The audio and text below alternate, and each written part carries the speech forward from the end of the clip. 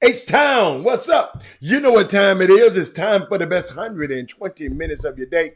The Chop Shop, the nation's #1 urban sports talk show, and also your midday sports happy hour. Yours truly, Robert Hatter, alongside Jim Hicks, sometimes Chris Walker, coming to you live from Houston, Texas. But we're broadcasting all over the world via Facebook Live and YouTube Live. And today is Baby Friday. Baby Friday. Wow. What's up, Willie Sullivan? I see you out there. I see you, Jeremy Davis.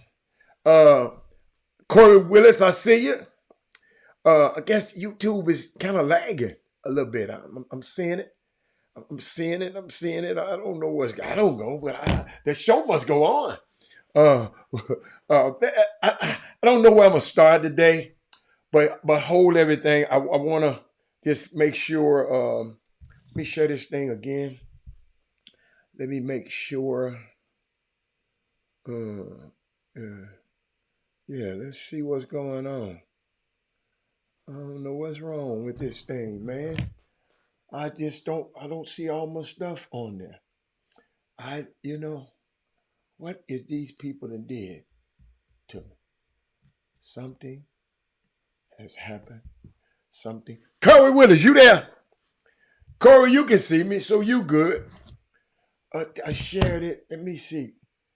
Who's over here? Willie Sullivan. Say something. Oh, you said something already. Something my it's not populating. I don't know. I guess I'm gonna keep on going. I'm gonna keep on going. Let's see where I wanted to start. I want to start with Prairie View, TSU game this weekend. I want to make sure everybody is invited and everybody's coming. I know Willie Sullivan going to be there. I just want to see it. I mean, I've never, because last year we had it at home. I was out of town. And hey, Jermaine, I see y'all there. Okay. Last year they had it, Corey. I was out of town, so I missed it. What's up, Jermaine? I missed the Prairie View TSU game last year. So I excited about being, and I want y'all to be there too. Jermaine, Corey Willis, Simeon Sims, Jeremy Davis. If you can't come, just make sure you have somebody else that can come. You follow me? Just make sure tell somebody else to come, or gift them a ticket to come to the game. But I can't wait, because last year I didn't come. So I'm excited. It's going to be a big showdown. Let me see what they got written up about it. I know they should have something written up about it on the TSU sports men's basketball. It's got to be because it's some implications in this game. Let's see. Tiger set the tank. Oh, no, they ain't said nothing about it. Just said next game, Prairie View. And wrote nothing about it. I guess you wait till tomorrow to talk about it. But we're gonna talk about it today. Let me see who else on here. But man, then shout out to U of H, man. I can't, Jerry Harris. I can't overstate how difficult it is for most programs to make the jump, like the jump that Houston made from the AAC to the Big 12. But they have made it look very, very simple. Have y'all checked? Because I remember some people were telling me, well, man, U of H, they might have did all that stuff over there, but when they get to play with the big boys, this what's gonna happen. Share the show, everybody. Share the show. Share the show right quick. Jerry, check this out now. U of H, they clinched a Big 12 regular season title. Y'all need to share this show because I got some stuff that I got to share with y'all. Y'all need, we can't even play. It's millions of people need to hear what I'm about to tell you in a little bit. But clinch a share of the Big 12 regular season title. They're gonna be tied with Iowa State, and they split between each other. But it'd be but I'm gonna give you some stuff I saw. Hey Joe, the 12th regular season title for U of H. I'm talking about U of H history. The 12th regular season title and the 20th conference title. I'm talking about U of H, the history of the whole U of H. Tournament included in program history. The 5th regular season conference title in the last 6 years under Kevin Sampson. And the 7th conference title tournament including under Sampson leadership. Kevin Sampson, man, y'all don't understand. Y'all realize we got the #1 team in the nation. Can't but one city in the whole planet say that. Do y'all know how blessed we are? Then we got TSU, the best HBCU in the country. Yes, I said it.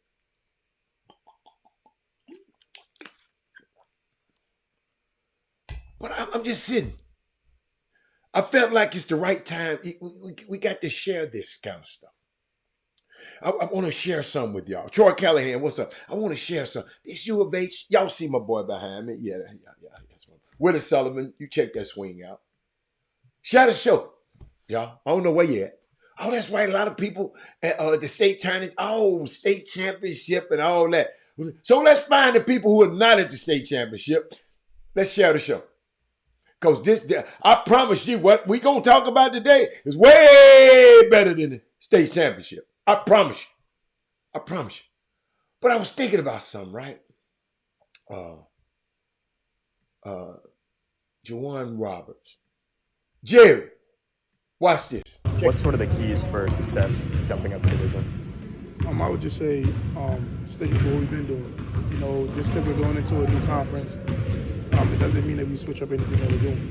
We've been winning here for a long time, and there's a recipe behind everything. So, hold up, I didn't preface this good enough. This was in the beginning of the season. They hadn't played a game yet. Now, here we go. What's sort of the keys for success jumping up a division? I would just say sticking to what we've been doing. You know, just because we're going into a new conference, it doesn't mean that we switch up anything that we're doing. We've been winning here for a long time, and there's a recipe behind everything. So, just going into another conference, we know it's going to be, more competition, and just staying consistent and trusting the culture, and just depending on each other and trusting each other. I'm pretty sure we'll be good. Yeah. What's sort of the keys for success jumping up a division? I would just say. A young man said that, I wanted to share that. This is from the start of the season when someone asked Juwan Roberts what the key to success was when they go into the Big 12. And now he's a Big 12 champion. Y'all, that's unbelievable to me.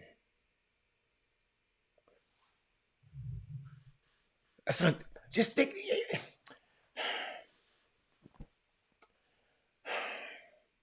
These guys, I don't know what they're doing over there on Scott. I call them the Scott Street Bullies. But I love the addition of L.J. Cryer. Dude, L.J. Cryer was like they had a painting already that was nice. And Picasso said, hold on. I got to put some finishing touches on it. And then they went and painted on L.J. Cryer. Had some ups and downs during the season. But I'm watching his consistency toward the title run. See, this is the part of the year that you have to be good in basketball. This is the part of the year. Look at the guys with the state championship. Those are the guys who put on what they call a winning streak at the right time. So the person that put on in high school up there in San Antonio, the people that put on the winning streaks right now, they're up in San Antonio right now. Shout out to everybody that's up there. Shout and pray for everybody that's traveling back and forth. I just can't. I have to have a team that I want to really, really watch for me to go up there, and I support a lot for me to go because that's other guys' business. That's Jimmy and them. That's what they want. That's their wheelhouse. I mean, if a certain team had been up there, I'd have been up there. Houston teams that have been up there, private Houston team. Do we have a Houston team in the thing? I mean, not Greater Houston. I'm talking about a Houston team. Do we have one up there? Do we? Walter Yates, you should know. Do we have a Houston team that's up there? Interesting background pick. Why is it interesting, Mindy? Why is it interesting? He was just practicing his swing last night because they beat the brakes off somebody, and he was just practicing his swing. I mean, I practice it. I practice it everywhere I go. I can be in the line at Chipotle, and I'm practicing my swing. Because Mindy, I got to keep practicing because, Mindy, let me tell you something. Golf is a game. Willie Solomayuki could tell you just never, ever going to, man, it's just a hard game. It's crazy. See, Walter Yates said not one Houston team up there. The hell I'm going up there for? Hey, James Samar. I live in Houston. But I was thinking about something. And y'all help me. And tell me, because somebody sent this to me, said, Robert, somebody told me this. And I said, you know what? I'm going to share this with my people. What's up, Dwayne Thomas? Dwayne, I know you just came on. I just saw you pop up on the screen. Dwayne, watch this. Somebody told me you can be selling water for $1. And your friend would buy it somewhere else for $3 because you didn't sell it to them for 50 cents. Yes, it's Women's History Month. I got something for you, women. I had something for you yesterday, women. But I'm going to give you some more. But men, I'm going to read it again. Men.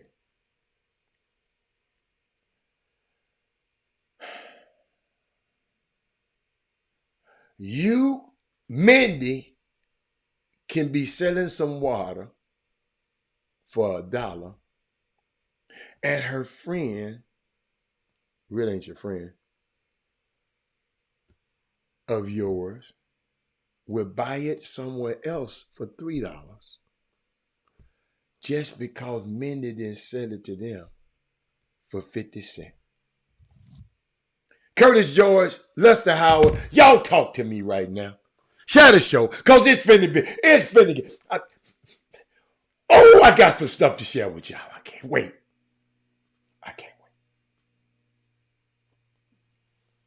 Yeah, we need some Houston teams, man. Man, you know what? This is my plea. Every young man who around here running their mouth like they can ball in Houston. Why ain't none of y'all up there?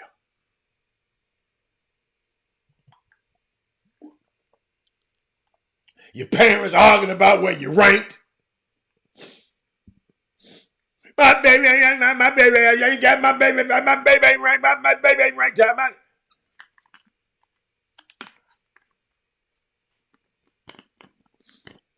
Walter Yates. Why there's no Houston teams up there? I know you got Mindy. Why there's no Houston teams up there? Talk to me, Mindy. Why? Somebody talk to me, man. I need some help. I talk to y'all all the time. Can somebody talk to me? Can somebody talk me off a ledge? Oh, ain't nobody talking. Okay. It's going to be one of them days. It's going to be one of them days. Ain't nobody talking to. Hitchcock is the closest thing. I don't even know where the hell Hitchcock is.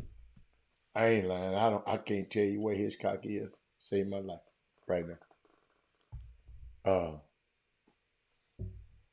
Jerry Harris, no! I'm talking about Houston. I ain't talking about no damn Greater Houston. Stafford. Thank you, Dwayne. Stafford's still in it. Thank you, man. Walter Yates, you're lying. Stafford, I guess I could cheer for Stafford. Go, Stafford, go. Where is Stafford? Where is the school located? Is that the school over near I-10?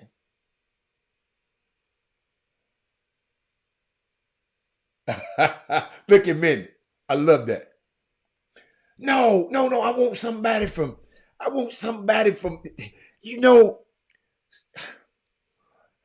okay.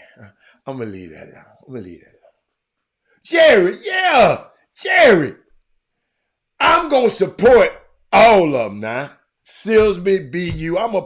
But I'm tired of them winning. Oh, that's that. Okay. So that other team is Stratford. Okay, I got you. Booker T got beat by school. You right. Oh, okay. All right, I got you. Oh, so it's by Fort B and Marshall. Okay, thank you, man. All right. The best Houston team this year, Clemens and Osaka Cedar, and they lost early. You call Clemens soft. What is you talking about? Greater Houston should be sufficient. No. Walter Yates. Thank you, man. Okay, thank y'all. Okay. All right. Let me keep going. Somebody said, Simeon Sims, that you can be selling a bottle of water for 1 cent and your friend would buy it somewhere else for 3 cents because they didn't sell it to them for 50 cents. Is that true? Would anybody on here do somebody like that?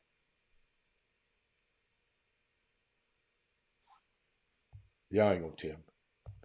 But I got something else for you. You know what? I don't like this coach that much because I don't know him. Some people that I know say he's a great guy, but I don't let nobody tell me who to like, Mindy. And I can't tell nobody to tell me who to dislike. You know, y'all got some guys in this community. If Walter Yates said, man, I don't mess with that. Walter Yates better not never come tell me who not to mess with. Darryl Barnes better not never come tell me who not to mess with. Grown ass man telling no man who not. Man, don't mess with him. No, can't do it. But I was thinking about something. What was that? I don't. Tom Izzo, I don't like him, but this kind of got to me. This kind of got to me a little bit. He kind of got to me. I told y'all I'm finna go. Y'all, hey, I'm finna take y'all some places. This got to me. You got the W, and you have your son right here, who in a few moments is going to be able to kiss the floor. You've been waiting 5 years for this, Steven. Longer than that. Your whole life. You've been waiting your whole life to stand on this court and kiss that floor. If you can, put into words what you are feeling at this exact moment. I'm so thankful that he allowed me to walk on.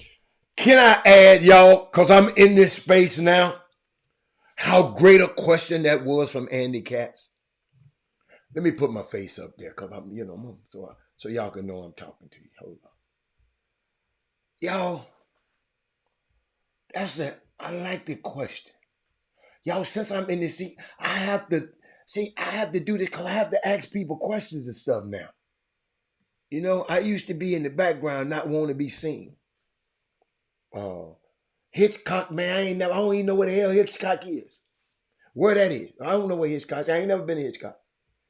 But that question that he asked, why? Years ago, it's been the greatest decision that I've ever made. No matter how hard the lifts are or how long meetings go, it's all worth it at the end of the day. And I'm just so grateful that I'm able to do it with you.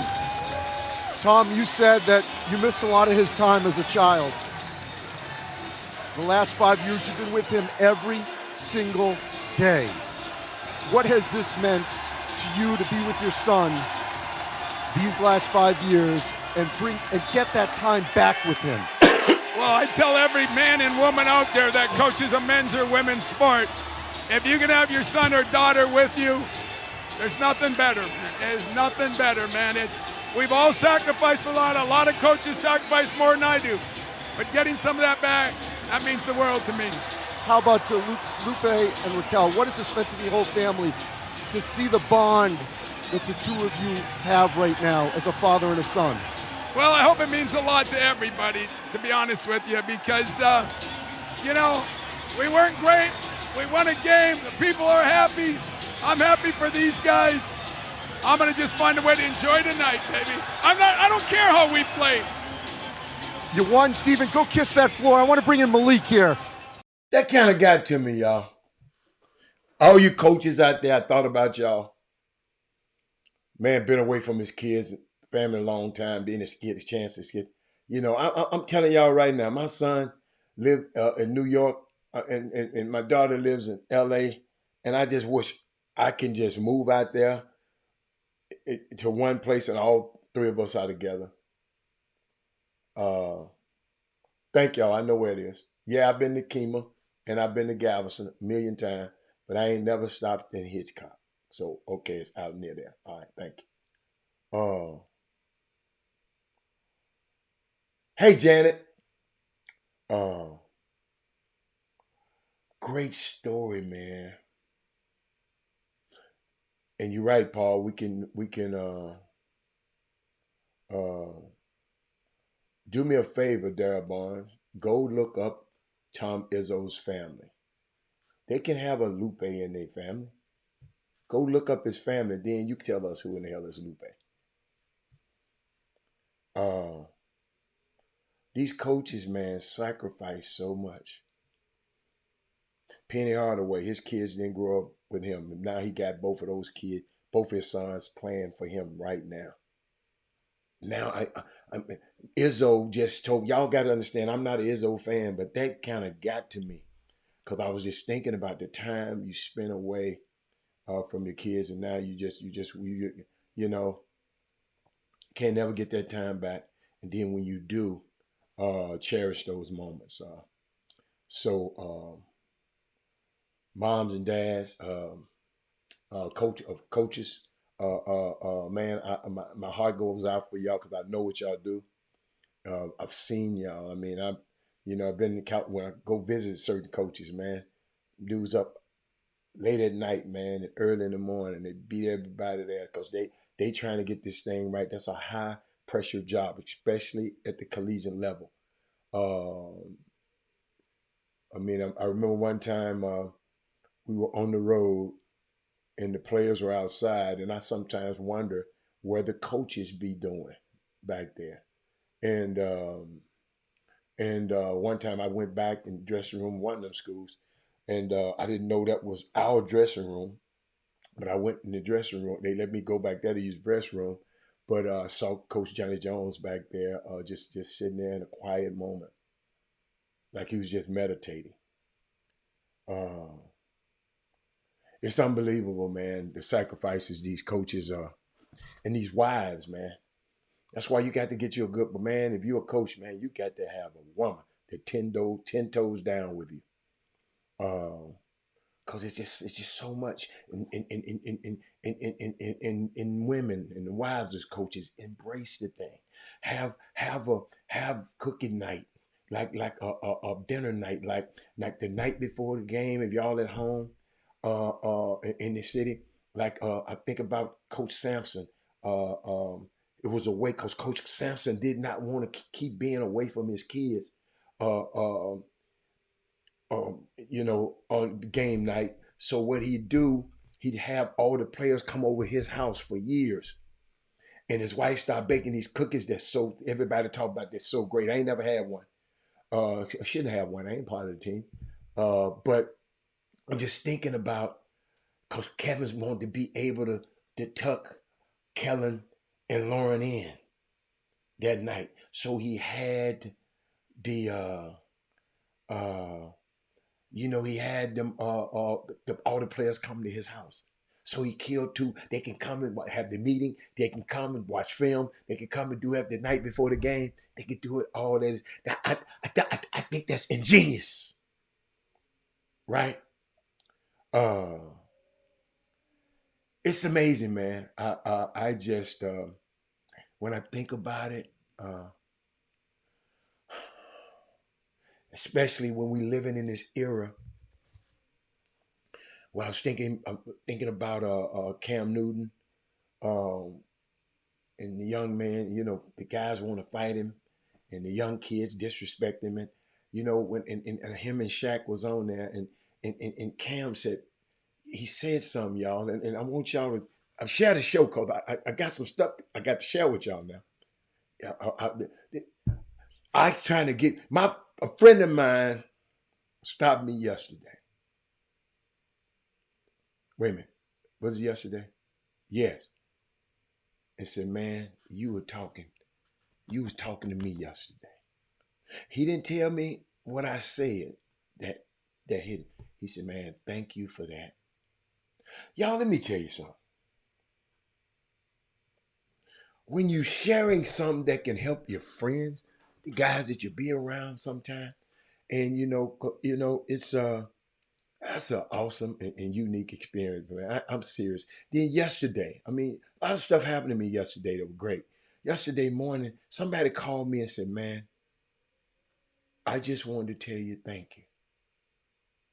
I don't want nothing. You ain't got to stay.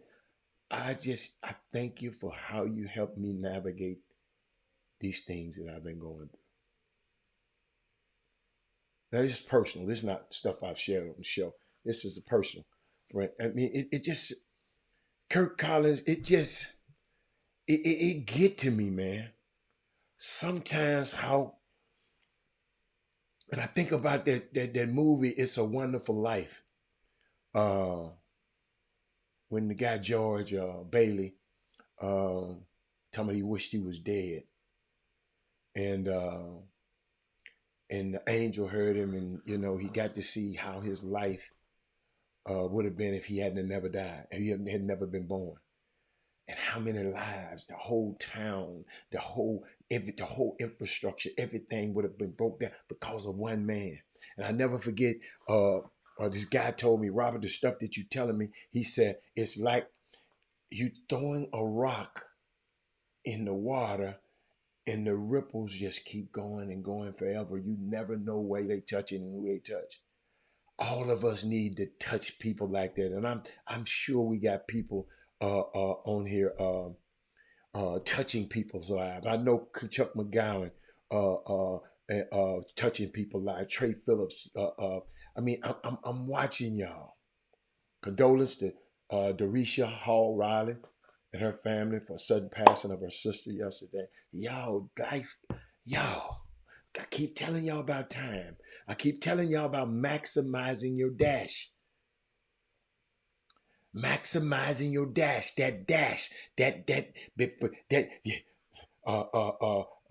Robert Hatter was born here. Dash, Robert Hatter is laid to rest. What I'm doing in that dash, Mark Edwards, I'm trying to do everything I can in that. Prayers to Trey Phillips and his father. I didn't know that family. His father passed away yesterday. Trey, we love you, man. Maximize this dash we in.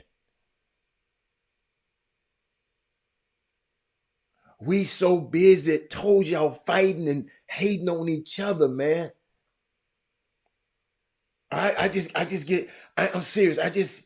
And then we got all of these people doing all of this stuff to us, and we ain't saying nothing. I promise you, emailed the governor. He ain't my damn governor of Florida and the governor of Alabama and the governor of Texas. The three of the rottennest. I ain't gonna even go there today. But Brandy, hey Brandy. But we're living in a time, y'all, where instead of when you see a guy like Shaq, you see a guy like Andre Johnson, you see a guy and saying, oh my God, that's Shaq. These kids said, oh, that's Shaq. I'm going to try his behind. I'm going to go viral.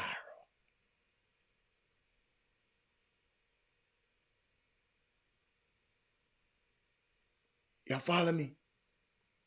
That's what we living in. Then I look at these babies. More than 100 Alabama college students line the halls of Alabama State House the other day to protest Senate Bill 129, a bill that would ban diversity programs and state agency and schools. Where was the damn sorry ass? Where was the students at the University of Texas and their alumni? This how it looks, Alpha Yo VZ. This how it looks. Let me find them kids, man.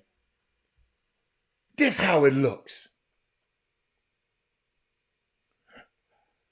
All kind of kids saying that's wrong. And Alpha, you're gonna tell me the other day, we got to abide by the law. No, you don't. It's the gray areas in that thing. Some people just went overboard with it, Alpha. You better read the fine print, son. These kids, hundreds of them, line the walls of the state. Students in Alabama took a stance against anti-DEI bill. If black athletes join them, change has a better chance of happening. Look at them young people, man. See, you know, I know I'll be talking. You old folks, I know. You ain't gonna do nothing. That's why I love the kids. That's when I be talking on this show. I be talking to the next generation. I just be hoping y'all share it so one of them can get it. Of course we need to vote.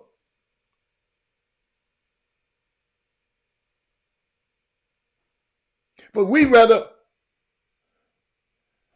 we just,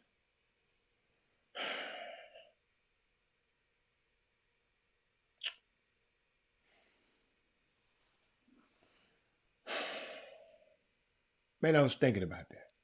And then I go and watch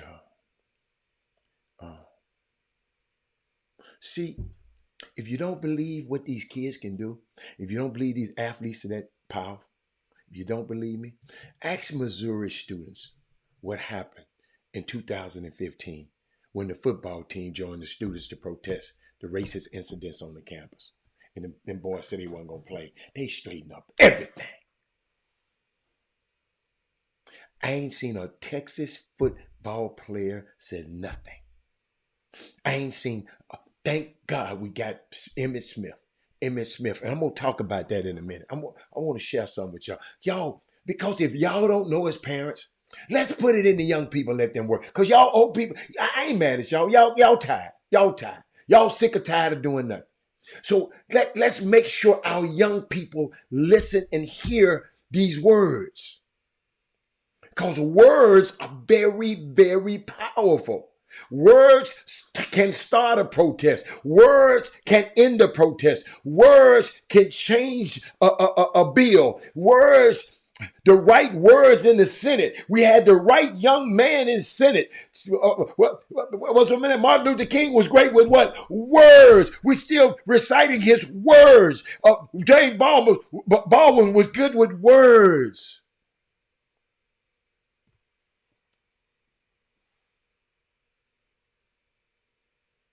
And shout out Thinking about knocking down walls. For the first time in the program history, Jackson State women's basketball team has received a vote on the AP Top 25 poll. First time. Shout out. And with less resources, less everything. Shout out to HBCUs, y'all. Don't y'all tell me. Don't y'all play with me about y'all got to realize, if you've been watching this show and listening to this show long enough, if you go back, I'm gonna bring up something. Back 7 years ago, y'all, I was talking about HBCUs then. I wasn't on the broadcasters, TSU. They was telling me, because I said, man, what if all the players go, Chris Walker, and that never happened. Then when Howard, the young man Maker went to Howard, Makir Maker went to Howard, I was on the front end of that. Always talking about HBCUs. My son didn't go, but my daughter went. In case you're sleeping on HBCUs, because wait till I tell you this story in a minute. In case you're sleeping, you better wake your behind up. Because Prairie View A&M mechanical engineering program is ranked the best in Texas. That's better than University of Houston, Texas, University of Texas, Texas A&M.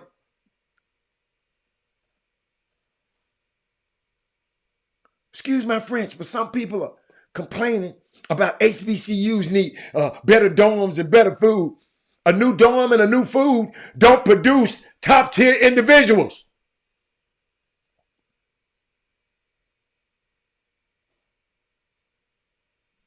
The best college slugger, baseball slugger in America is a Jackson State baseball player.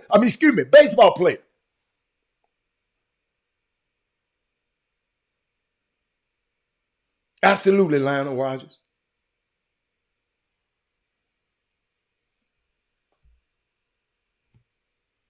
Then somebody gonna tell me, sent me this. They said, Robert, years ago, a friend of mine that coached, Coach Prairie View A&M. Loved a JUCO athlete, and I knew their coach very well.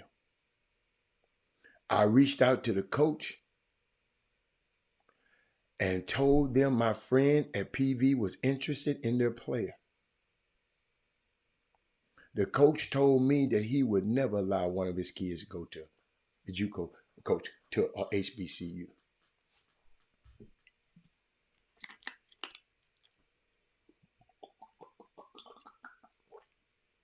The man said, never. Who in the hell are you?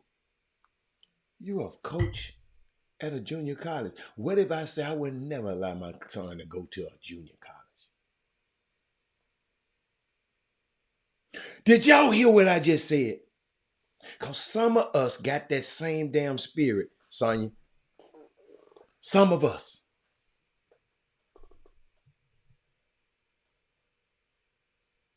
This report reinforces just how ignorant that coach was. HBCUs are elite, man. How in the hell you gonna have the best mechanical engineering program ranked the top in whole Texas with all of these colleges and all these resources and all this Texas, 40 acres in wherever y'all got up there. A little old school right up the road right there. Tearing y'all head off. Then you got to do all these baseball players, all these baseball guys, got these rich going to all of these academies. And the dude that's hitting the best slugger in the whole college basketball comes from Jackson State.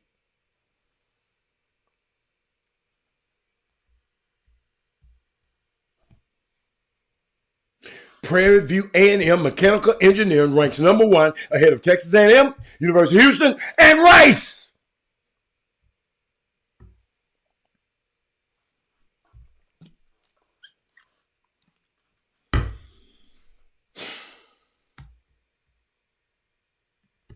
Wow. I got to tell you a story. And I heard this story and I thought about y'all because I'd never heard this story. And I had to tell y'all this story because it's unbelievable, Curtis George. You came in just the right time. You finna be the smartest lady in the nail shop. You finna be the smartest dude in the barbershop. Y'all, have anybody heard of the Black 14 before?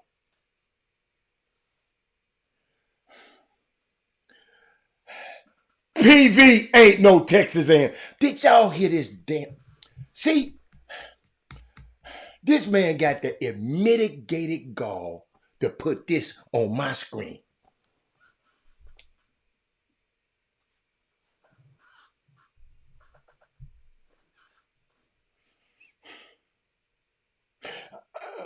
I'm gonna come back to y'all. This man got the mitigated gall to put that and type that.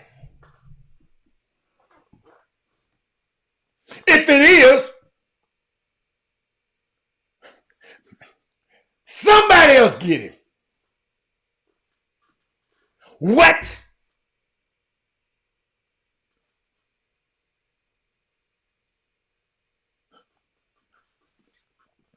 I've been to both colleges. It's completely different. I don't want to hear all that, what they say. I go see, you can't tell me what you ain't doing when I see what you're doing. What James Baldwin said it another way. When I see what you do, no, hey, Coach Collins, that man there know what the hell he talking about. That man,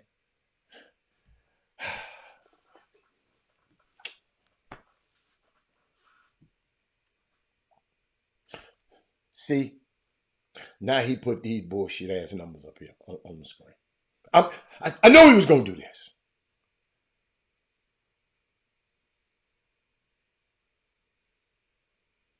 It's an endowment. Now go, do me a favor. Go and find out the percentage that A&M receives from this endowment. It ain't the same school. Kirk Collins, it's not the same. If you had said they get receive funds from the same fund, I found out Texas A&M ain't giving them nothing. It's a fund that's a land grant fund that's supposed to, at least they giving them some. The people in Mississippi and Alabama ain't giving them black colleges down there things. And I'm going to show you what I'm talking about. Let me tell you something. Kirk Collins, I ain't got time to educate nobody like him. Because when you think you know, it's hard to tell somebody something they think they already know, Kirk Collins.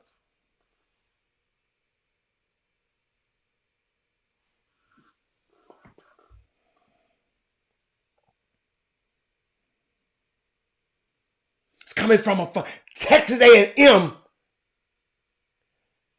and Prairie View is not the same, sir. Don't you ever put that on. PV is Texas A&M. That's what you put. That's what you put.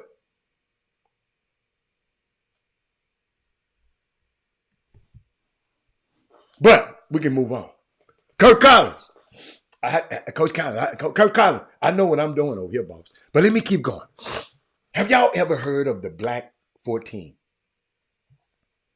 Go and get to Googling, because I know, you might not know. But the Black 14 and Tony McGee in 1969 was part of the Black 14 and their desire to protest. It was 14 black football players and how it impacted their college experience. Okay? Y'all watch this. It's a fascinating story about 14 black student athletes. It's 1969. Y'all follow these dates. They were playing, the black students were playing at the University of Wyoming, right? They were about to play Brigham Young University. Okay, Brigham Young, and if you know anything about Brigham, BIYU, you know how I feel about that. But the Latter-day Saints, prior to the 70s, was not the most inclusive of the Christian denominations. I'm gonna put it lightly. Okay, not okay. And a lot of things were on the table back then, including black people not being in the ministry level in that church. There was a Black Student Alliance at the University of Wyoming. As a group of they got a group of high profile players. The Black Student Alliance at Wyoming. They got a group of high profile players to protest with them.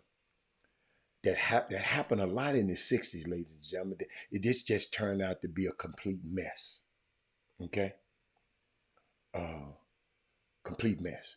One of the members is Tony McGee, who was a 14-year veteran in the National Football League and a Super Bowl champion, right?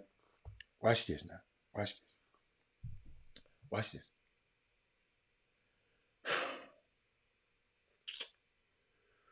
I'm trying to see how I want to go. It was basically 14 black students, athletes, doing what young black people did in the 60s. They protest, standing up for things that wasn't right, as this nation was changing, probably at its highest level of change, maybe until now. It wasn't what was happening at Wyoming, where the students were attending, but it was their opponent they was about to play against, Brigham Young. And the players before the game, and the players before them, the older players had been telling the younger players about the things that would happen in the BYU game, right? You get called out of your name, call you all kind of, y'all know how them people do, and they cheap shot you and throw at you. If you talk to the referee will tell you to shut up and play, because the referees are white too. So the black players could never say nothing. Can y'all imagine doing that?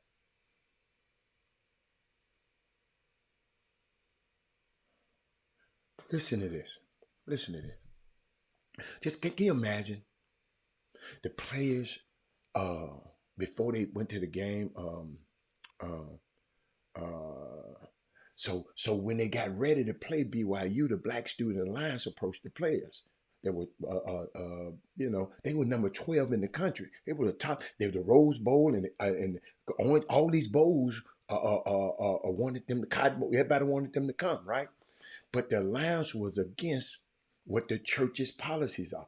You got this. They in Wyoming, but they standing up for something that at Brigham Young, the opponent they're about to play. These how brilliant and bright these young students are. So, but they got the players involved, right? So the alliance said, we got to be able to get black people into the priesthood, because women couldn't come to church. Couldn't only come to church was men. Them Latter-day Saints was off the chain back then, y'all. I mean, they still probably are. But the players were looking. They were just looking to get fair play. The Alliance was looking for all this other stuff, but the players just want, hey man, quit treat. Every time we play Brigham Young, they do us any kind of way, and the refs don't say something. Refs don't say that. So they want to protest. But the players were, it wasn't a rule, y'all, at the time that they couldn't protest.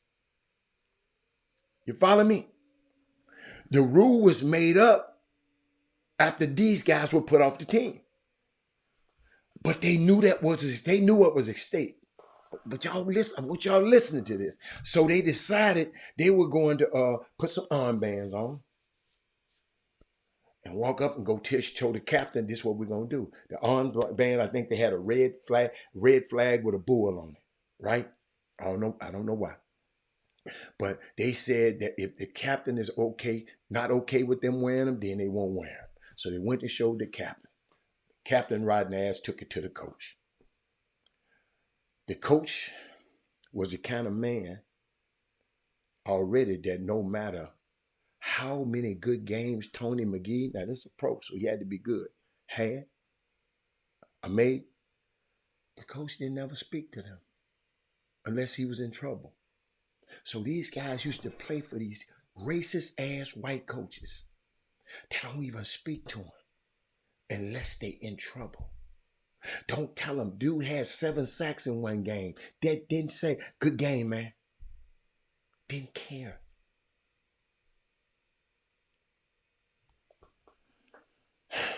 Then they kicked the kids off the team. He told a young man, listen to this, y'all. He told a young man that half of you don't even know who your parents are anyway. This the white coach talking to the black player. Y'all can go back to Gremlin and go back to the Gremlins and the Morgan States of the world. That's what Coach K told a young kid that I know. Take your black ass back home to your mammy. I send you back home to your mammy. Yeah, Coach K, y'all who y'all love so. Go back to the Gremlins and the Morgan States of the world. Go back to your home. Go back to your hometown and get relief. You know what I'm talking about. Get Negro relief. Get recovered or colored relief. Like welfare. That's what he told them to do. Every word that they tried to speak, he would tell them, shut up. Let me do the talking. And he told Tony McGee, I took you from the streets of Battle Creek. You was picking up cigarette butts off the street. Man, Tony McGee said, I ain't never smoked no cigarette. I ain't never picked. I ain't never. How the hell you to pick me up off the street? You don't even smoke. But the hardest call McGee had to make, though, after they got put off the team, was to his mama. His father had just died a year before to tell her he lost his scholarship. You got to realize he had turned down scholarships to go to Nebraska and Michigan State. Other teams later on adopted this protest against the Mormons. Everybody played Brigham Young. But y'all watch this now. Y'all watch this. Because people were protesting the Mormon spirit. When this word got out, these guys might have got put off the team. But watch what happens. It was a win because the next year, BYU, Brigham Young had their first black ever football player. No matter what they had lost, other students behind them gained. I'm talking about the Black 14. I was just thinking about Brigham Young. I watched them play against Iowa State last night, right? And this black dude made the stupid ass, a turnover travel at the end of the game. And all I was thinking, I ain't gonna lie, I felt bad for that kid. I said, when his ass get back to wherever, Utah, wherever he from, but ain't no telling what them white folk gonna do there, boy. I'm serious, man. I'm serious. If you go back and watch if you watch any of the Iowa State Brigham Young game, I was watching. He made a hell of a turn. I mean, a turnover. He just up. But all I was thinking about, how miserable. Then I saw him sitting on the bench. He was looking like, oh my God. When I get off this TV, ain't no telling what. I mean, that's how he was looking. I might be wrong, but see, Brigham Young, y'all, had a night where they recognized the Black 14 2 years ago for protesting their inner church dynamics and that they were trying to get past. So my thing, well, what is Wyoming did? They finally brought the players back in the 50th year, 50 years afterwards. Gave them the Letterman jacket and a letter of apology. But BYU offered a Letterman jacket 10 years before Wyoming did. But the players said, no, you don't need to give us nothing. They said, thank you for doing it for the gesture, but it's not your fault.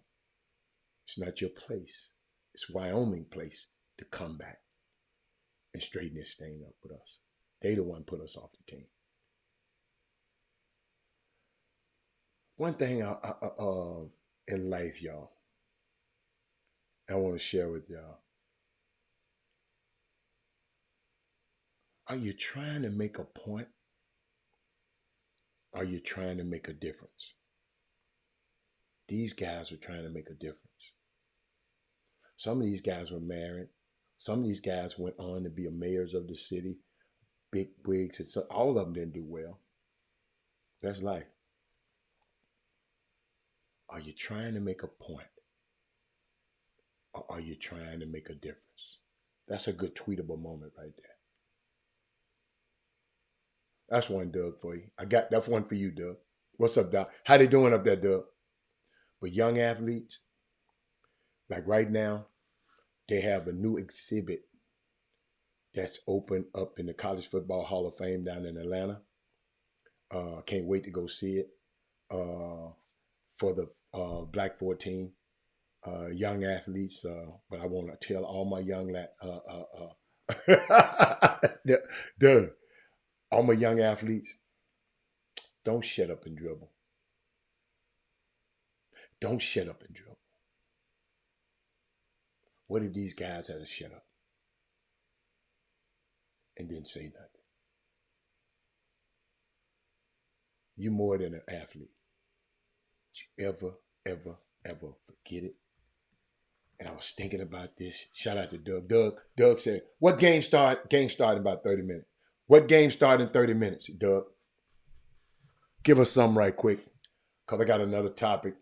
Oh, I got another one. Oh my God, yes. And I got to give y'all this one. Because, and what I did, Terrence Lockins, I told you every day, share the show, y'all, because I'm going to give you something that it's not going to be on TV. Shannon Sharp not going to cover it. Stephen A. Smith not going to cover it. What's the little boy y'all like to watch? Maybe Mason him might. What's the little boy y'all like? The little boy couldn't play basketball. Got a brother in the league. Y'all love to watch his show. Oh, Hitchcock play 30 minutes. But I was thinking about something. Tony McGee.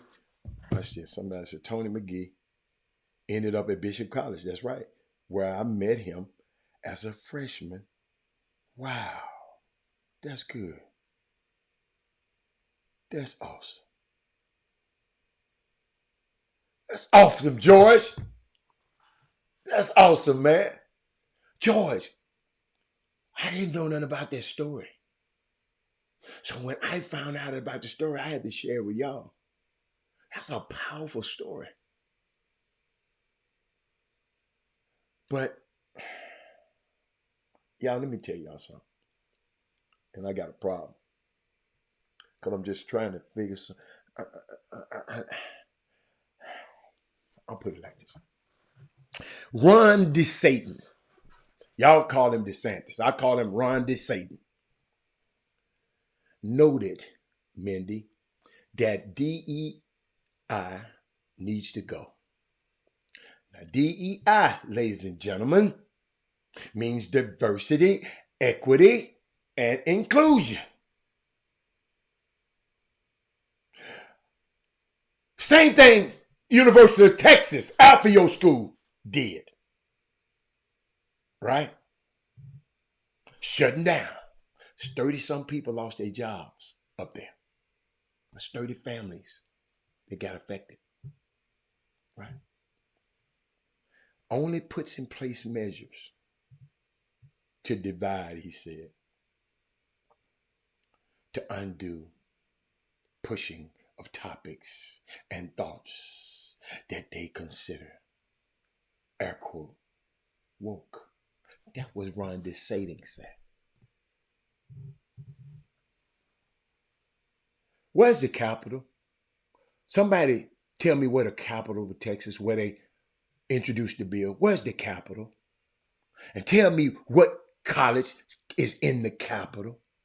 Somebody put that up on the screen for me while I can talk. The capital where the bill was introduced and where the bill was passed. What cities is in and what city is the University of Texas in? I'll wait. But let me get back to telling the story. Let me get back.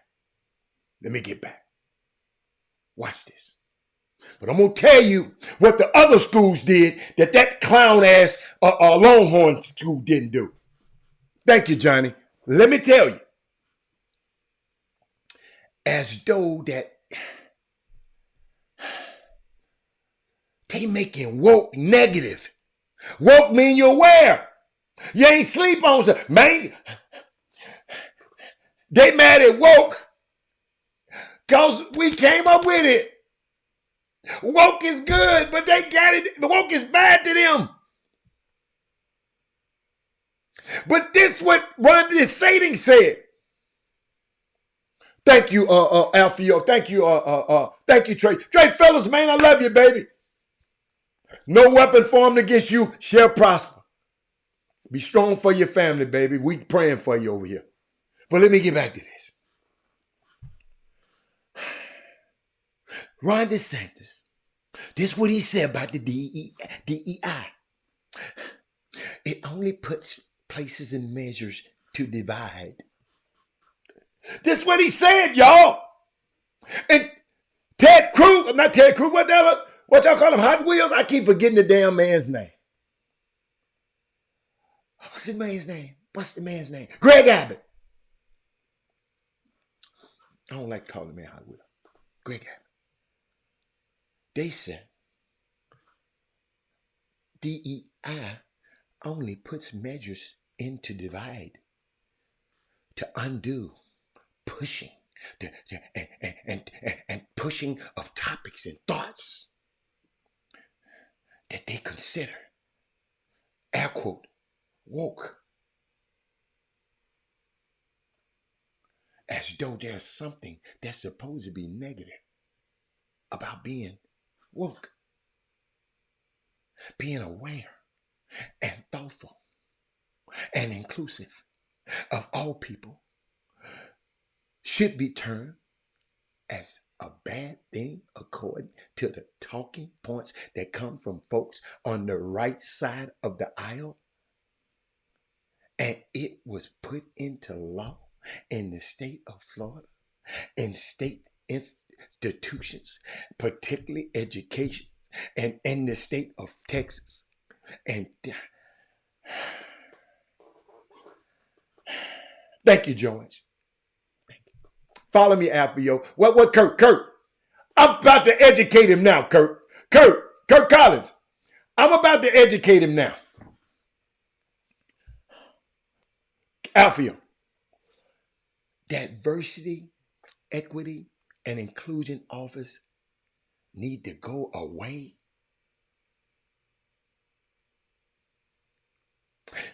Now, institutions, and y'all, this is sports related, y'all. Just in case you didn't know. Now, institutions of higher learning, because ain't Texas got sports teams? Ain't Florida got sports teams?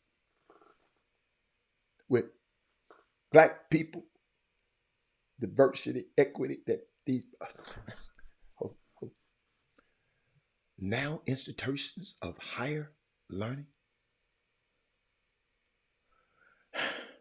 you would hope would be filled with people that have expansive thought, critical thought, who have studied their field to the terminal edge, that with nothing else left, they got it all. And they also stay on top of the tip of the iceberg as it pertains to information that keeps emerging from this space. Having that as a resource in your workforce and you don't want it, run to Satan. I've noticed how some universities, Alfio, listen to this, Kirk Collins, I've noticed how some universities have just renamed the office.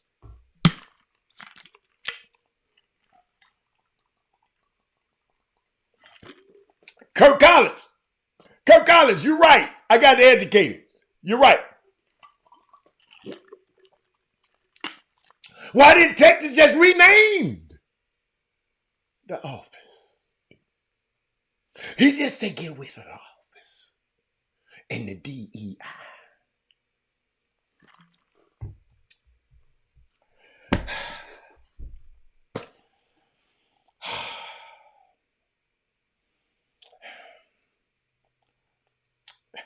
Kurt, I got you, baby. I got you. They can't wait for Rodney Terry to fail. You're right. Barry McDonald live up there. Hold on. Y'all got to follow me now. I noticed that some universities have just removed and renamed the office, and it still does the same thing. You can do that. That's the loophole in it. Alfio, instead of talking Alfio. Well, Robert, that's the law. We got to follow the law here at the University of Texas.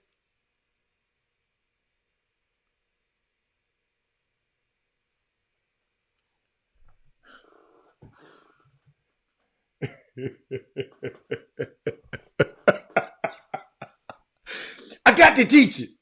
Kurt was right. I got to educate it. My bad, Kurt. You're right. Kurt.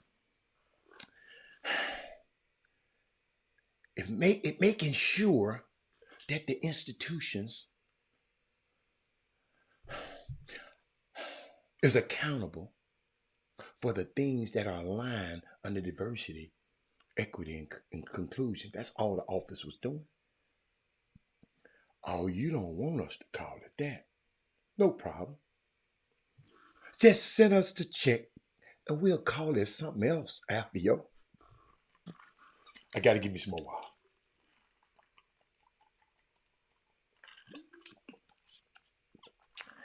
After yo. Just send me the check. Run to Satan. I call it anything. But we got to have some brilliant people on the campus thinking like this. I'm not finna fire them people. I'm finna put those people in other positions where they can still work the same thing. That's how you do it. Thank you, Sonia. Sonia. I've been around, Jack. Don't let this little old young face fool you. No. Chuck, but watch this, Chuck. But there are some institutions, Chuck, that are knee-knocking and kowtowing, like the University of Texas and the University of Florida. They ended the entire offices. Now here is the dilemma from a sports standpoint. Here is a dilemma from a sports standpoint. It is, listen. Hold up, y'all. Let me put this. See, he ain't listening, y'all, cause he typing. He know he can't do two things at one time. You can't listen and type at the same time. One of them you're not gonna be focused on. So can't nobody do that but me. I'm just good at this. So watch this.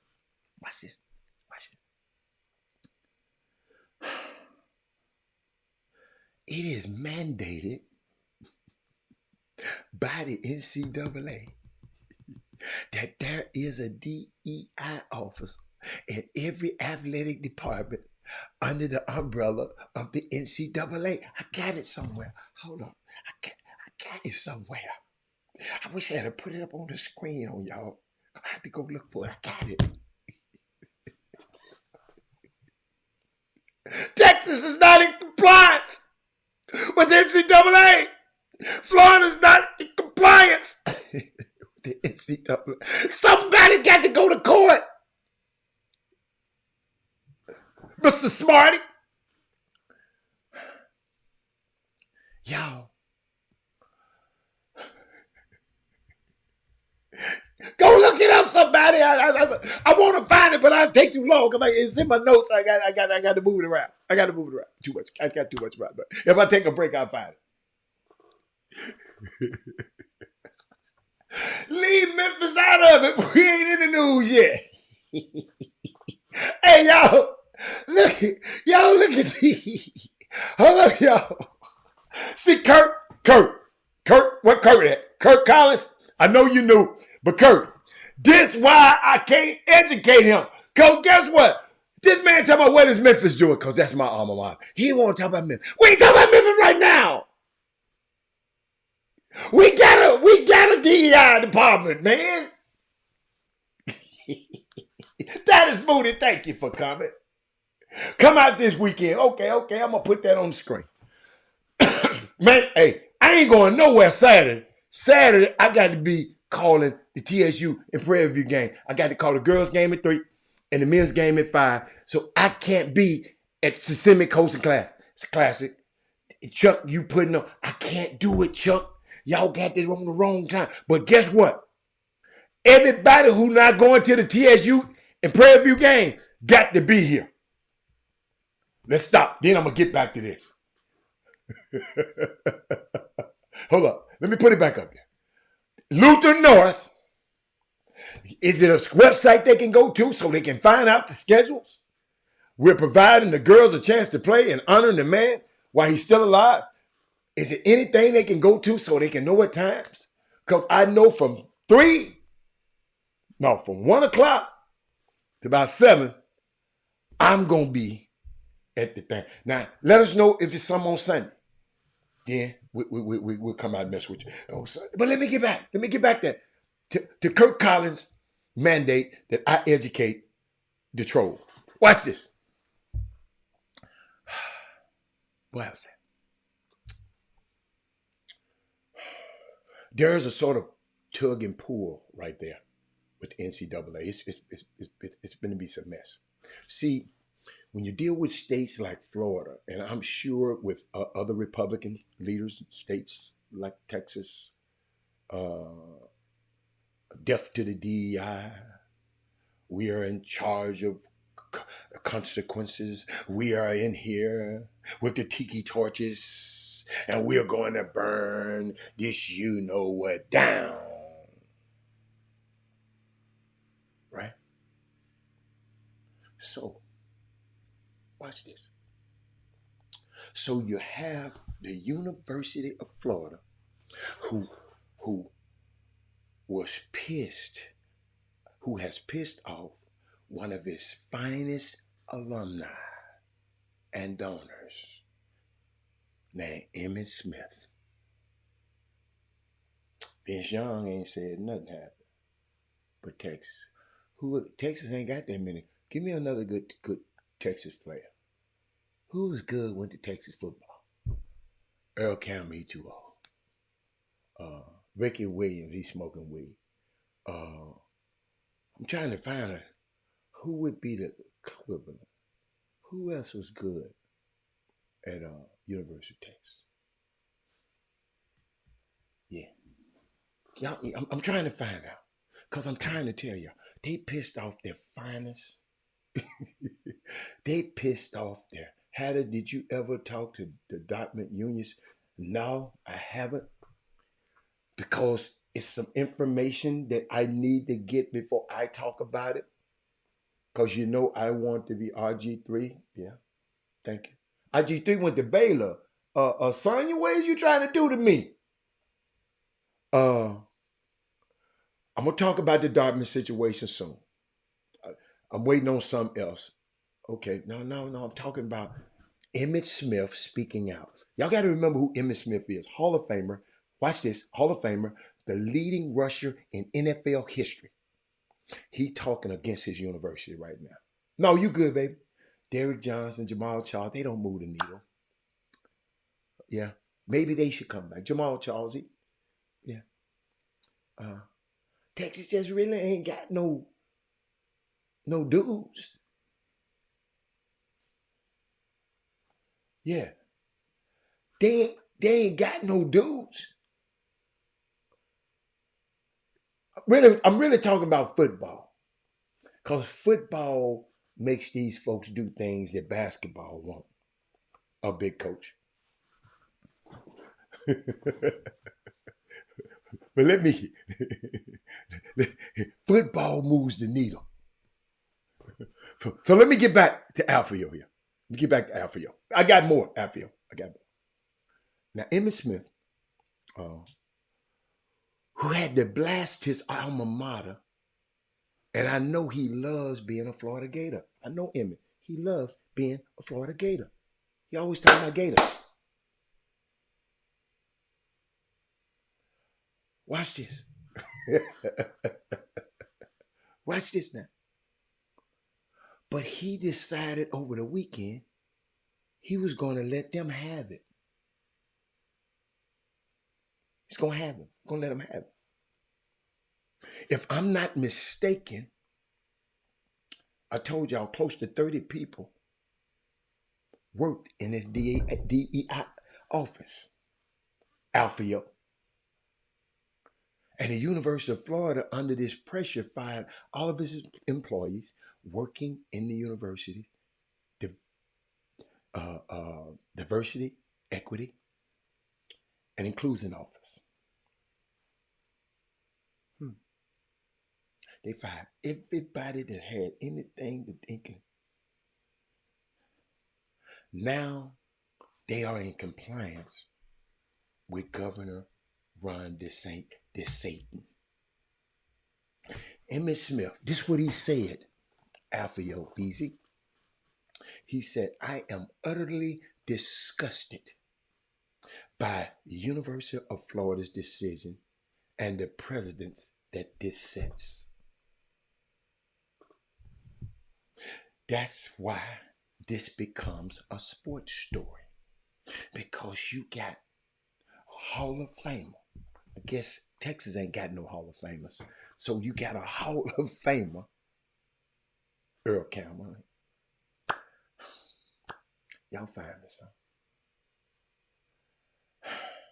Yeah, Alfio ain't gonna speak against him. But he ain't big enough.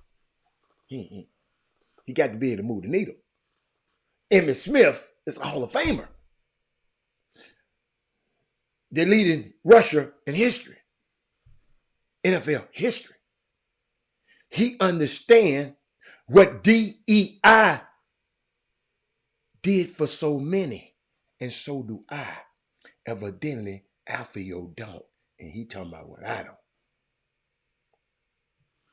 Right? Watch this. In his statement that he prepared with DEI, the diverse thinking and backgrounds, this Emmitt, coming from Emmitt, enhances the university. The DEI department is necessary for us to accomplish these goals. Having a seat at the table. Whatever Ron DeSantis thinks on DEI, when you look at the numbers, when you look at different universities, you see that there is a majority of some people in one spot. How do we try to include many who are not part of the majority? See, it's okay. It's okay when Alfio go up there and he see all them white folks and there no black folks in positions of power. It ain't okay when I go see it. And you run off a black coach Charlie Strong records with. Let's not even talk about that. But keep on. Let me keep going.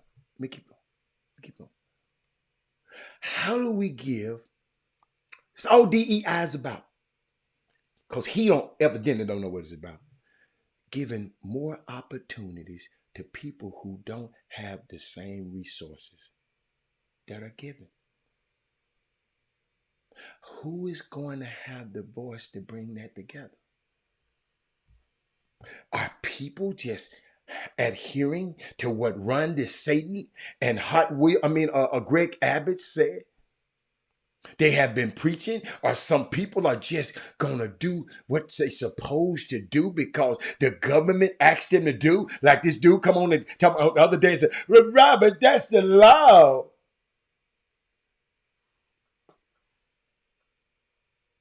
Instead of standing tall and saying, you know what? This ain't right. This dude ain't came on there and said that yet. And he went to Texas. We don't want to do this. Let's find different ways to make this happen.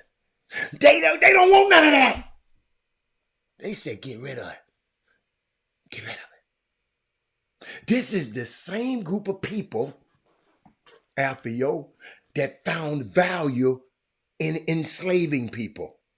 These are the same group of people, Alfio, that don't want to talk about history that's uncomfortable, and it makes me feel bad and my kids feel bad. This is the same group of people that are in this fantasy world that somehow that history that they don't want to talk about it's the exact thing, a speed bump into a sand trap, into a tar pit of making the same mistakes that have been happening in the past. Y'all, we are told all the time, what? Know your history, or you're doomed to repeat it. This is cowardice. I'll see you in court. These dudes gonna get sued, man. And we'll find out, is this law unconstitutional? But our problem is, we let that damn fool y'all voted for pad the Supreme Court. So if they make it to the Supreme Court,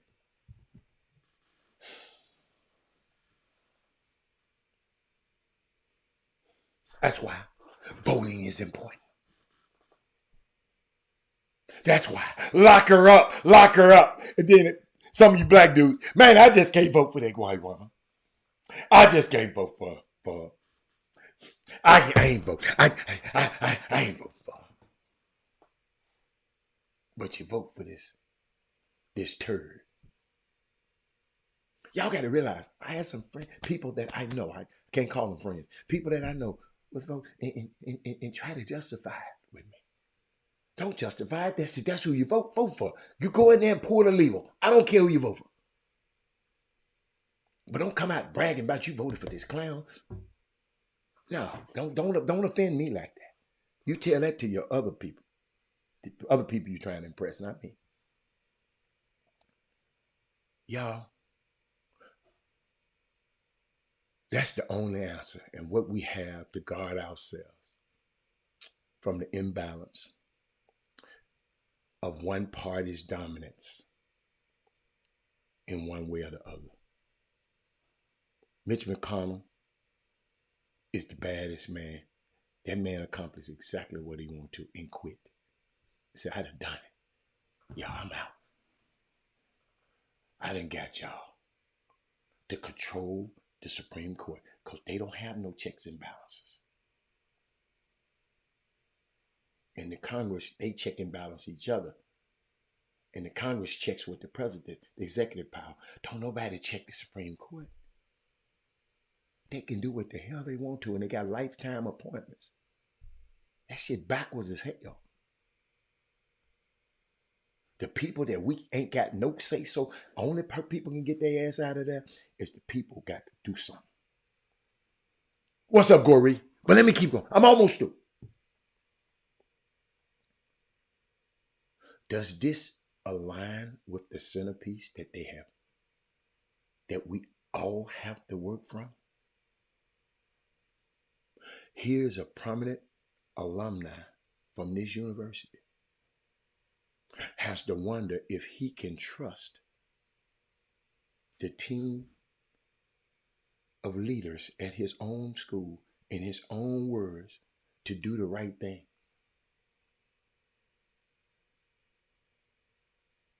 Y'all got to realize Emmitt Smith don't speak that much on nothing. Go look at his history. Emmitt Smith don't speak that much on nothing.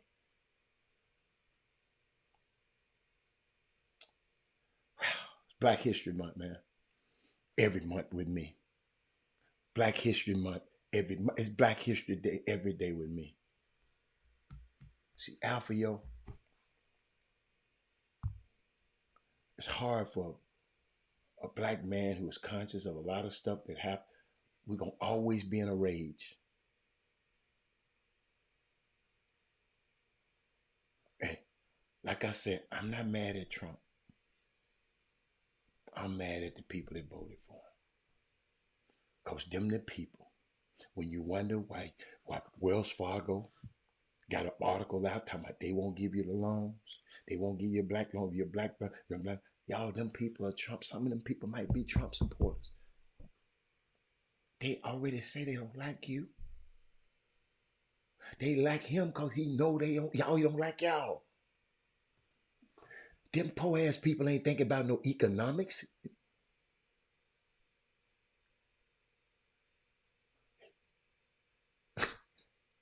They like him because they know he don't like y'all. But let me give y'all something, man. Who remember Dred Scott? I remember this, studying this, and I just want to share something with y'all. Give y'all Dred Scott, man. If anytime you go to law school, anytime you think about law, this Dred Scott is always. If you read up on what's my man's name, Thurgood Marshall, he talked about it a lot. But on March 6th, then I'm gonna end with something else. But on March 6th in 1857, the Supreme Court ruled, the same court I'm talking about, it ruled that Dred Scott versus Sanford, that black people were not American citizens. Did you know that? And could not sue in courts of law. They couldn't sue. They couldn't own a patent. They couldn't do that. Your ass just couldn't do nothing. But Dred Scott was a black man who had been enslaved for many years by a military physician named Dr. John Emerson. While he was enslaved, Mr. Scott traveled and resided with Dr. Emerson in several states where slavery was illegal. Okay. Then eventually settled in Missouri. When Dr. Emerson died, Mr. Scott and his wife, Harriet, in the Missouri state courts, the Scots argued that since they have lived in territories where slavery was illegal, their enslavement has been voided. The court ruled, the Supreme Court and this court ruled against him and authorized Dr. Emerson's widow to continue to enslave them. Just in case you didn't know this history about America. As enslavement was illegal, it was legal in Missouri, where they lived. When she later passed her estate, including the Scots, when she passed to her brother, Dred Scott sought freedom in federal court,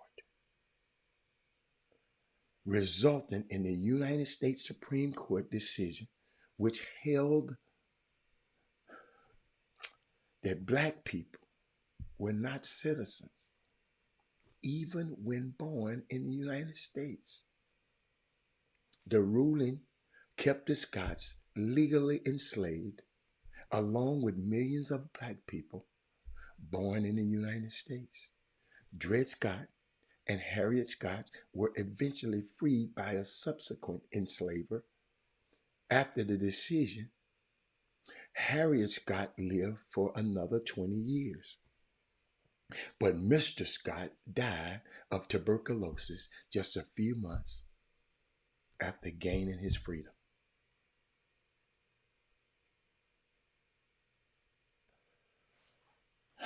Y'all, I had to get y'all that. That kind of got That kind of got to you, boy. That kind of got to you, boy. You know, and I was thinking about all my educators out there. I saw this book, and hold up, what is this book? This book is called First Class. The Legacy of Dunbar. Legacy of Dunbar, America's first black public high school. Y'all know that? Hey, Chuck, in reading the book, I was kind of stuck on not just the self-determination, but how we all just figured out just what we needed.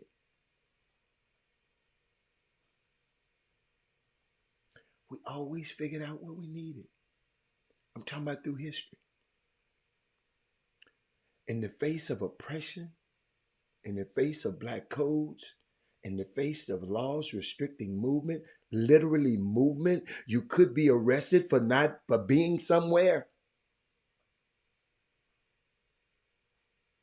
And for a group of black illiterate people, black people with a carpenter named George Bell, and two others who were skilled carpenters, because everybody has a skill who came off the plantation, because that's how the country was built. But you think about them, these illiterate people, building a school for their children, even though they were illiterate.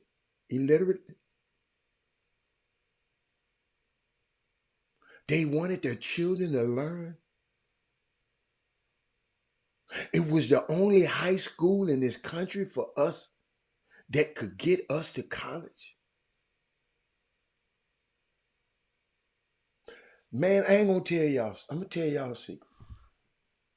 If I knew all of this when I was younger, that's why I'm putting it on wax. I took education serious, but I should have took out. What? Oh my goodness. If I knew what I could be.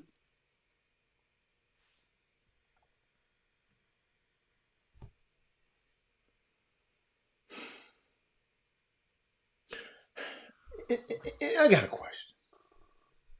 And I keep asking this. If you're a black Republican, just come to the front of the room. I just got a question. I keep asking. Is the requirement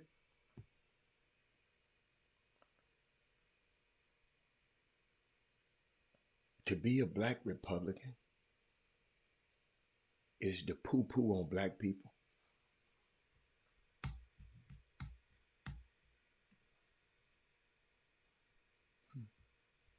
Boy, I got something for y'all I'm going to end the show with, though. I just got a question. Is the requirement? Because this dude, man. I got, what is his name? I didn't want to put it on the screen. I ain't want to put it on the screen, y'all. This dude, in 2024, sit up there and said, I want, black dude, lieutenant governor somewhere, got elected. He said, hold up, y'all. Hold up. Let me see if, hold up, y'all. Hold up. I might be able to swing something. Did it work? Let's see. Yeah. Hold up, y'all. Hold up, man. Watch this. Where women couldn't vote. This idiotic guy was on stage with Candace Owens a few days ago and asked her, what America are we going back to make America great again? The one where women couldn't vote or black people were swinging from trees? I would say to him, if I was standing in front of him, absolutely want to go back to the America where women couldn't vote. This idiotic guy was on stage with Candace Owens a few days ago and asked her, what America are we going back to make America great again? The one where women couldn't vote or black people were swinging from trees? I would say to him, if I was standing in front of him, I absolutely want to go back to the America. Did y'all hear that? I done froze up. How y'all freeze me up? Watch this. How y'all freeze me up? Hold up. Hold up.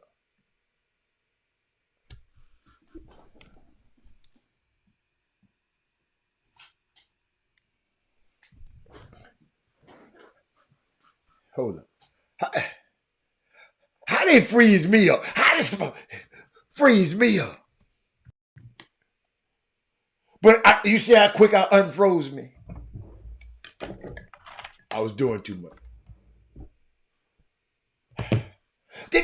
Do y'all know this kind of stuff be happening, man?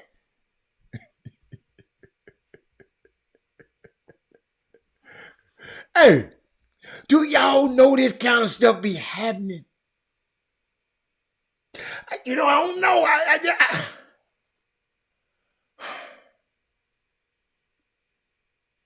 I don't know.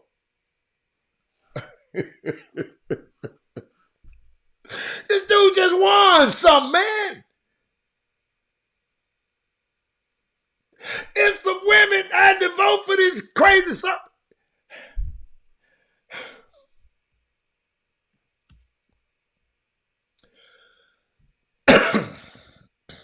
Hey, man. Somebody got to say something to me, man.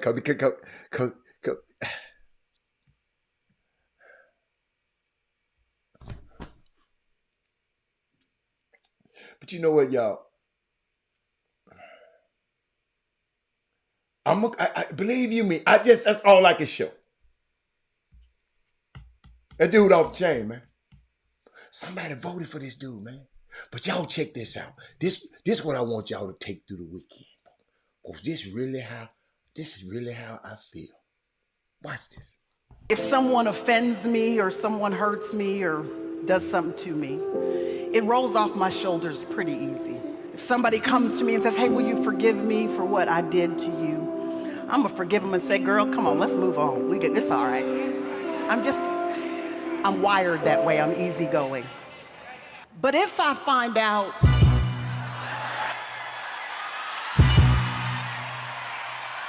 I'm saying don't get it twisted. If I find out that someone's been scheming, that's a whole different story. Did y'all see that woman take her? Did y'all see the mama take her earrings off on y'all? Let me go back again. She said, I'm all right. Until I find out one of y'all riding ass around here scheming. Oh my God. Hold up, y'all. I got to put me back up on the screen. I love this lady.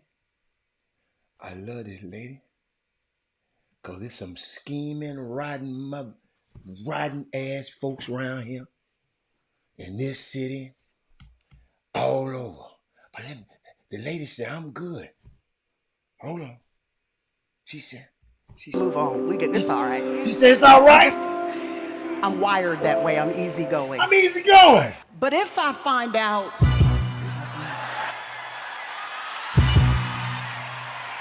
she took the I'm saying don't get it twisted.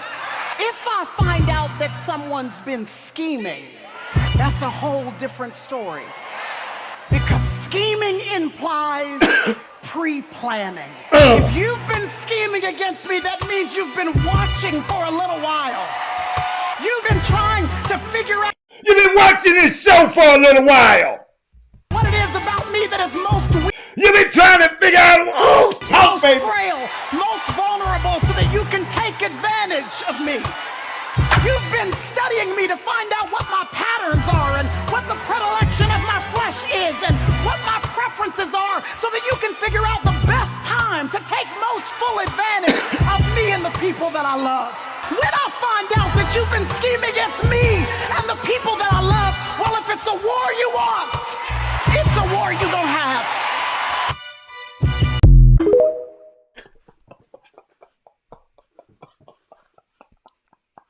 Oh, did y'all hear that? Whoa!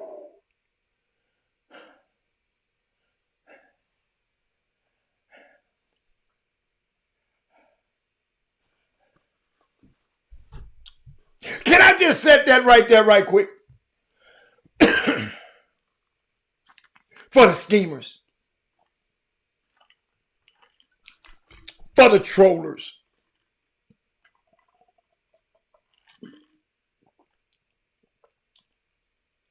If it's a war you want, it's a war I'm going to give you.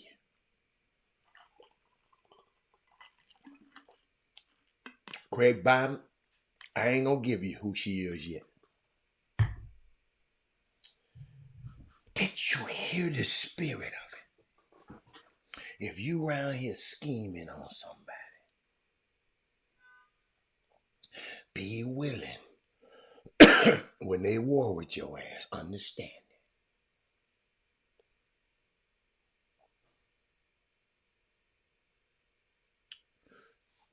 Wow. Yo, I ain't gonna lie, I'm ready to go on that one. Jenny, it blew me away.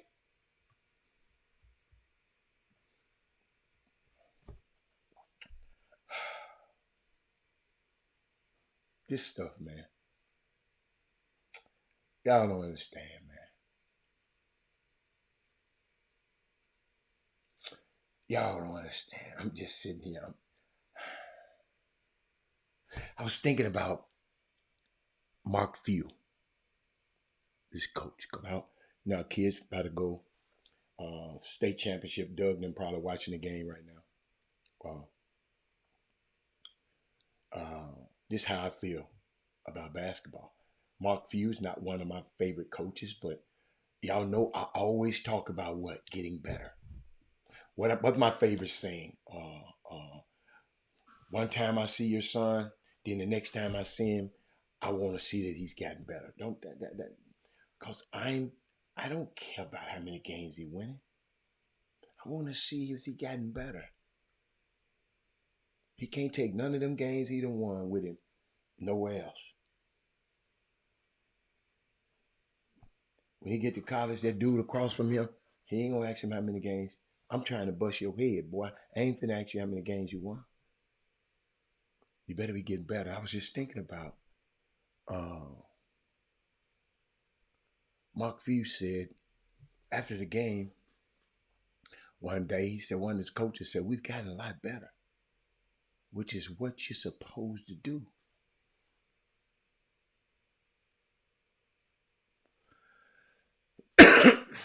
I think that hasn't been lost in all of this narratives out here. He said, we got amateurs making comments on TV. When you got amateurs making comments about basketball, this is what you get. I'm going to play it for you.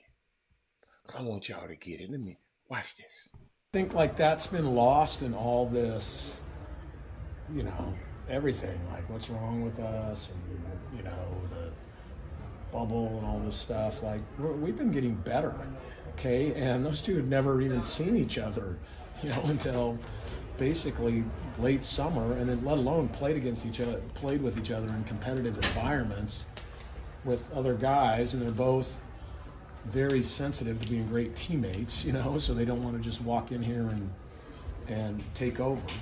And so we've had to settle into what our roles are and everything.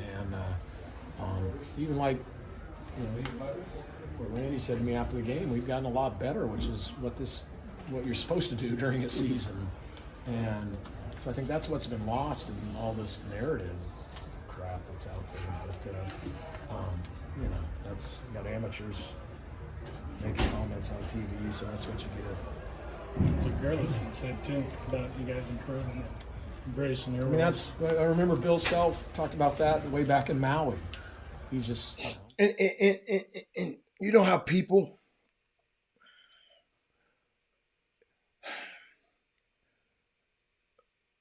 if a person lose a game, that mean they're not getting better? Y'all got to realize, man, when you play a game, especially a basketball, one person gonna lose. The other team gonna win.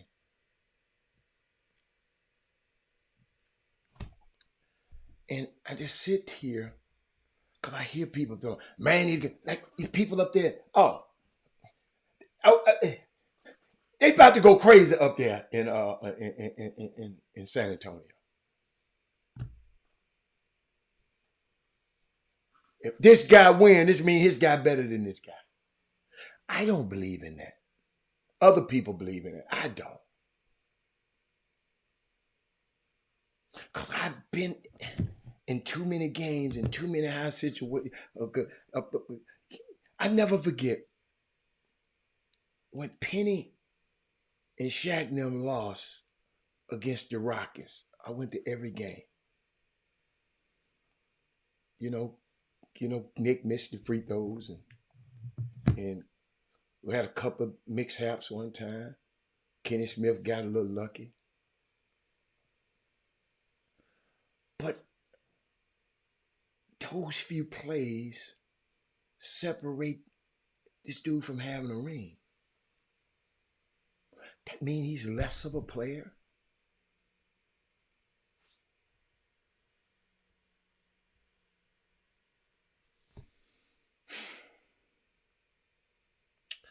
How can we? Because, I know it's hard, but how can we get a situation where we're playing more pickup games? And I'm asking y'all, because I don't know, because I don't have a gym. If I had a gym, shit. Oh, it's pickup games. And less IG training videos. Pickup games, y'all, are barely played anymore. Kids don't play outside. We talk about this. We can create a list of who to blame, and I ain't trying to blame nobody, but we need the runs back. Where the runs at? I don't even hear kids talking like that no more. Heard?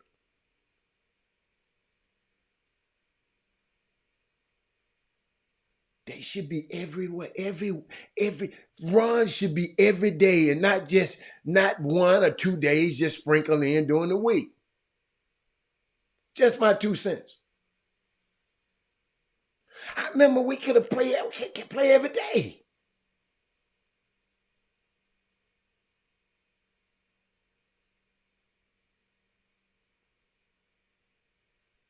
Heard.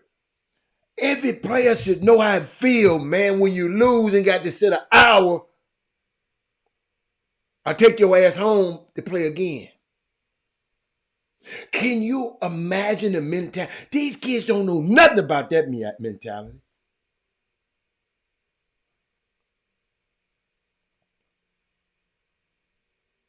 And all you young players who just finished your high school season,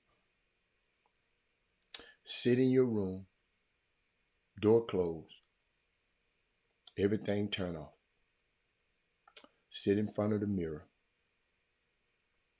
and have a real conversation with yourself. Ask yourself, have I done and am I doing all I need to do to get what I want to get?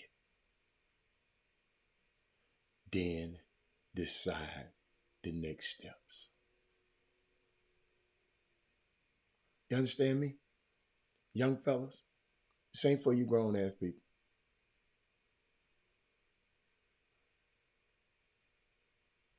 Your season is over. Sit in your room, door closed, everything turn off, all the phones, all the devices. Sit in front of the mirror and have a real conversation with yourself. And ask yourself, young man, have I done or am I doing all I need to get what I want to get? Then decide the steps. Different times. Funny from 11 to 1. Then West Side and open back up. Oh, you talking about back then. No, I'm talking about no. How we gonna do it now?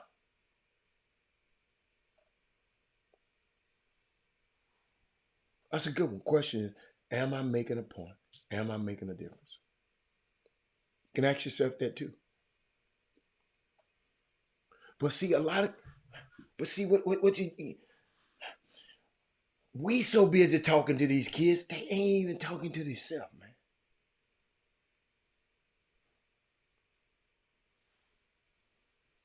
They got to talk to themselves, Herb. I'm just trying to see if it's something I missed that I didn't tell y'all, and I know it's something.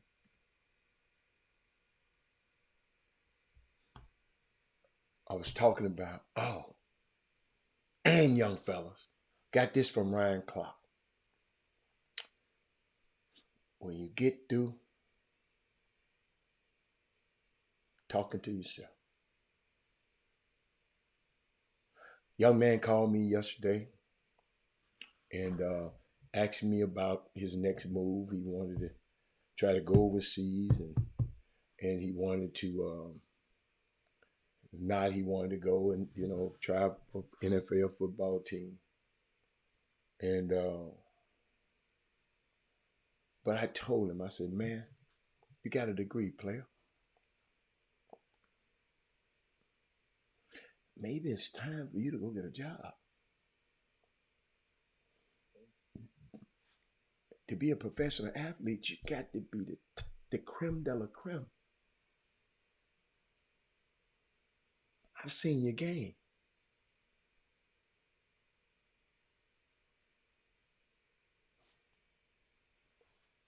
I got to tell you the truth. Oh, he didn't want to hear what I had to say. Called his mom, told his mom. But I said, later on, I ain't telling you what you not to do. I'm giving you my advice. You can go on and be a pro, and it's just my advice right now, from what I see right now. Dude, I said, you played in the summer league last year. It was overseas scouts in there. I know five of them that was in there and watching your game. Ain't nobody asked me who you were. Right? So,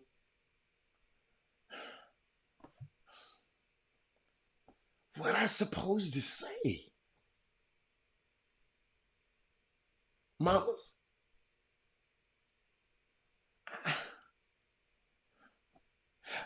If I had a team, I like you. I'll put you on my team if I own a team. Your ass wouldn't play, but I'll put you on my team. I don't have a team. DeAndre Williams is one of the best players in college last year. He was overseas, but his ass keep going to Memphis game. So something happened over there. I ain't talked to him. He would come in that summer league and average 30. You didn't come a fraction of it.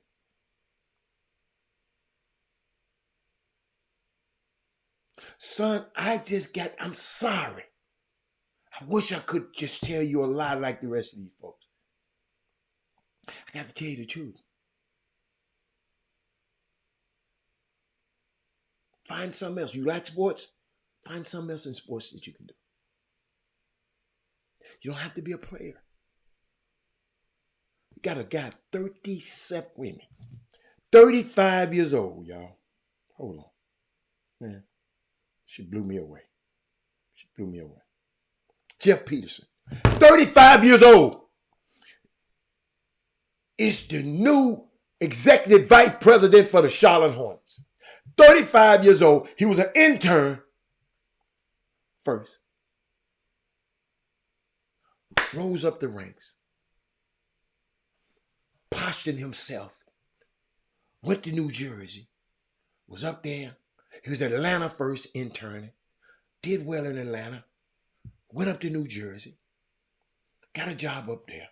Working the room where he met the dude who now owns the Charlotte Hornets. So that dude remembered this young black man, 35 years old. I know I ain't talked about it all week.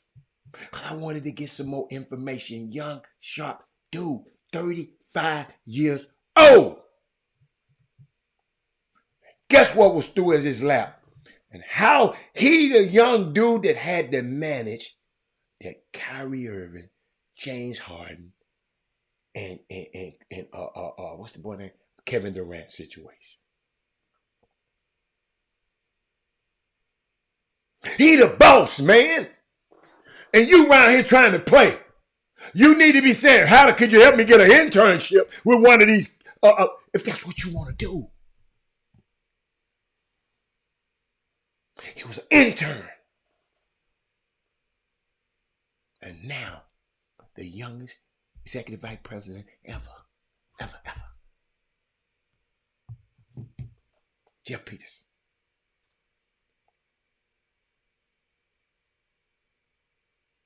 Did y'all hear what I just said, mamas? See, man, I was trying to finish. What we gonna do when you love some that don't love you back? What I was telling my young fella yesterday, you love this game, but it ain't loving you back, player. There's not a guarantee in this when you're trying to be a professional athlete. It's not like when you love people. You love a woman, you love a man, you are respecting reciprocation. Ain't no reciprocation in this. You might do this junk your whole life and never get the same love back. Young men up there in San Antonio, never get the same sort of feeling. Are you going to keep doing it though anyway? Are you going to keep working when it ain't happening? When I told you that yesterday, are you going to keep working? What are you going to do when the game rejects you? When it pushes you back, when you tell you're not good enough, are you going to keep loving it? Are you going to keep trying? Are you going to keep pushing? Are you going to keep working? Are you going to just give up? I just told him that. I didn't tell him to give up. I just gave him my professional opinion. I don't want him to give up. A lot of times, though, dreams don't love us back. Dreams are just dreams. You got to make it happen. You got to dominate wherever you at. How many people stopped right before it was time? Right before they break through because they felt it wasn't reciprocated. They felt like the love wasn't there. Never stop, man. If you love it till you die. Or until it kills you off. You got to keep pushing. Don't just think about it. Don't obsess over it. Do the work. Make it love you back. Love is so damn much. You got to love it so damn much. It can't deny you. Keep fighting. I'll see y'all next week. I'll see some of y'all this weekend. 5 o'clock, the women's game at 3. The women's men's game at 5 o'clock. At 5 o'clock on Saturday, TSU versus Prairie View. I want to see a packed house. I want to see some of y'all. I ain't seen none of y'all. Come on out to the game. Come on out to the game. Come holler at me. But I hope I help somebody today. I really, really hope I do. Safe travels for everybody that's in the state championship. Hope you get back safely and there safely. Because one summer, think about it. One time, a few years back, we had a young girl get shot on the bus. You know what I'm saying? Dude brought a gun on the bus, and the cheerleader wound up getting shot. So that's why I said safe travels. Young men and women competing, and the cheerleaders that there and everybody there, all our crew, Jeff. Gary put a protective hedge over Jimmy, Gary, Jeffrey Day, Doug, and Robert Carroll, all our guys who cover this basketball in this community, and Latham, all these guys, man, protective hedge over them so they can get there and back safely. So anybody else I miss, any coaches going up there, all the coaches that's up there, do your thing, and I hope you get back safely too. But I'll see y'all later. All right, I'm out of here. See you on Saturday. Watch me push this button. Jim Hicks, Rob Hatter, you are now tuned in to the Chop Shop. I'm Retro. Let's get it. We in the Chop Shop, we live in the Chop Shop. We talking sports talk, we live in the Chop Shop. We in the Chop Shop, I'm talking sports talk. So turn your dials up, it's live in the Chop Shop. We in the Chop Shop, we